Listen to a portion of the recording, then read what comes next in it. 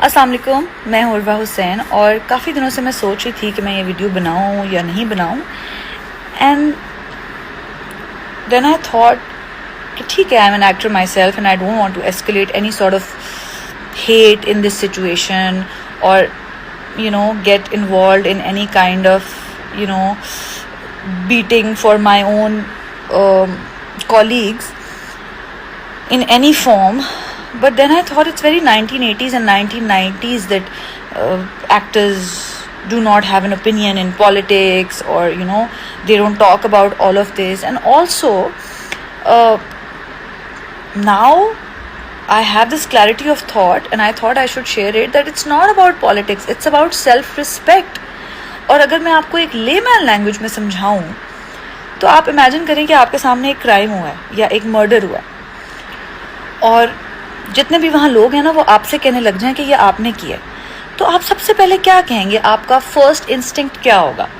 آپ سب سے پہلے یہ کہیں گے کہ او مائی God that's a loss of humanity، یا آپ سب سے پہلے کہیں گے how dare you accuse me of something that I have not done.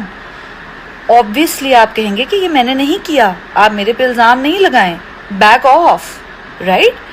یہ بات نہیں ہے کہ آپ کو افسوس نہیں ہے یا آپ کو دکھ نہیں ہے، لیکن آپ ہیومینٹی اور آپ کا جو ایک ہیومن ہونے کا جو پہلا انسٹنکٹ ہوگا نا وہ یہ ہوگا کہ یہ میں نے نہیں کیا، and do not dare accuse me of something جو میں نے نہیں کیا. یہ بیسک ہمارے ارد گرد کے لوگوں کو سمجھ نہیں آ رہی. مطلب میں کسی کا نام نہیں لینا چاہ رہی، لیکن سب سے پہلے سیلف رسپیکٹ ہوتی ہے. ٹھیک ہے، I am all for collaborating internationally and doing international projects, and بہت اچھی بات ہے، ایک طرح سے آپ اپنے ملک کا نام بھی روشن کر رہے ہوتے ہیں. But when there is a test تو آپ کو سائڈ لینی پڑے گی. You can not say let's deal with this with kindness and peace, and yes we are all for peace, we are all here for peace and we are all here for kindness. لیکن اگر کوئی پہلے آپ کو اپنے گھر سے نکال رہا ہے، آپ کے ساتھ غلط کر رہا ہے، مطلب آپ ریئل لائف میں سوچیں، آپ کو کوئی ایک دفعہ اپنے گھر سے نکالے نا تو آپ کبھی وہاں دوبارہ نہ جائیں. اور یہاں تو میرا خیال ہے کہ کاؤنٹلیس ٹائمز ہی ہو چکا ہے، اور مجھے سمجھ نہیں آتی کہ ایسا کیا ہے جو وہاں سے آپ کو آج تک ملا ہے.